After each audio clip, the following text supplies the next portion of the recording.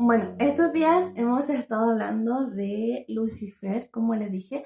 Probablemente junte todos estos como extractos y los suba en un video completo en YouTube. Sí, lo voy a... Probablemente avise en el canal de difusión o avise en historias cuando ya lo tenga listo. Y quiero hablar de otro tema que si bien se asocia a este libro que les estaba mencionando de la sabiduría de Ósforo, también lo quiero complementar con otro libro que probablemente en algún momento me dedique como a hablar sobre ese libro, que es La Ley del Uno, que es un material canalizado por Ra, que es el dios Ra, pero no como lo conocemos, sino como una conciencia más elevada y más pura, por así decirlo, que de cierta forma fue canalizado y en algún momento le preguntaron por Yahvé, Yud-He-Vav-He, que es como el dios que creen los judíos. Sé que es un tema polémico por todo lo que está pasando, pero yo acá voy a hablar de un tema de que yo he estudiado y que he leído y lo voy a exponer y ustedes pueden tener sus sistemas de creencias diferentes, siempre con sentido crítico, por favor. Y hablaba, bueno, históricamente, dentro como de las referencias que he ido buscando y ustedes también pueden buscar en estos dos libros, para comenzar, nos habla de que Moisés cuando sale de Egipto empieza a recorrer zonas como del desierto y se encuentra con personas sirias, personas babilónicas, con una serie como de, en algún momento de los libros se hablaba como de tribus que creían en este ser llamado Yud-He-Vav-He, o él, o en algún momento lo apodaron como El Shaddai, como el Señor de los cielos o el Señor que entrega. Por lo tanto, él o Yud-He-Vav-He o este Dios era un sistema de creencia previo a Moisés, que de cierta forma Moisés empezó a recoger como todo este sistema de creencia de todas las tribus que en la zona en cual él se había como asentado, y lo empieza como a incorporar como propio, ¿sí? No corresponde netamente a una sola tribu, sino que, como les decía, había una serie de tribus asentadas por ahí donde él recorrió y empezó a juntar este sistema de creencias y a tomarlo como propio. Eso es como la base como histórica que quiero que tengan. Es súper charcha mi explicación, pero la idea es como para que entiendan y que en algún momento puedan sentar las bases para su propia investigación. Resulta que cuando Moisés se supone que canaliza el hacer ardiente a este ser, ¿cierto? Que de cierta forma él buscaba la conexión espiritual porque su pueblo le estaba exigiendo respuestas.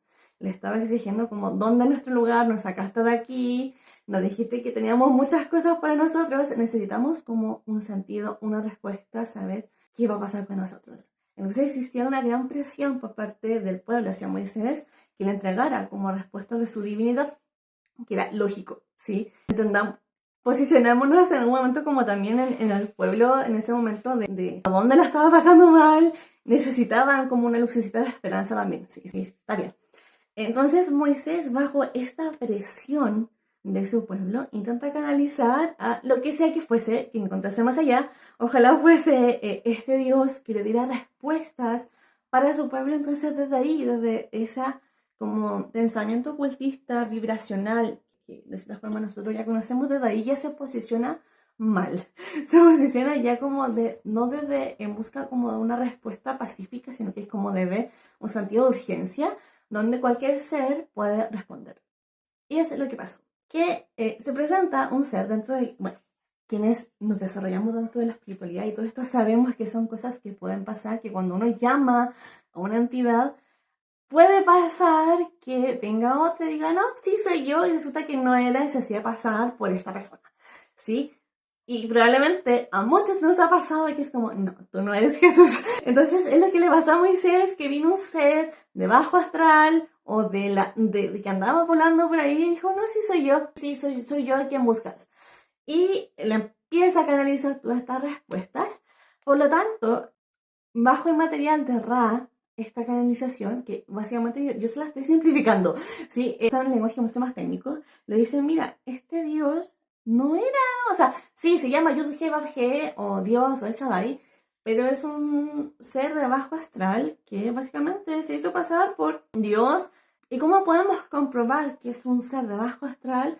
Porque exige sangre, porque exige matanzas, porque exige sacrificios, porque exige guerras, porque te pone limitaciones, te dice no, no, no. ¿Y cómo sabemos que es de cierta forma sí, bajo el concepto de Ra, no mío, ¿sí? Ustedes pueden estar de acuerdo o no. Dice como un ser de alto astral, considerando si es que existen, jamás te va a decir que hagas esto o no hagas esto, sino que va a respetar tu libre albedrío. Jamás te va a poner limitaciones o te va a decir qué es lo que tienes que hacer. Y aquí entra como toda una teoría que ya es como desde el gnosticismo, que puedo hacer otro video sobre eso, que también hablaría de cómo Yud-Heh-Vav-Heh vendría siendo como el demiurgo, ¿sí? Quiero hacer otro video un poco más largo y quizás también lo una con este. La cosa es que para compensar un poco este desequilibrio como energético que se ha producido con este Yud-Heh-Vav-Heh, se crea otra conciencia llamada Yud-Heh-Vav-Heh también como positiva, que busca como neutralizar o equilibrar como las acciones de este Yud-Heh-Vav-Heh negativo, que pasa muy piola y está como muy ahí como escondidito, como tratando como de angelito guardián, como de, oh, no, por favor, quédate quieto, ¿sí?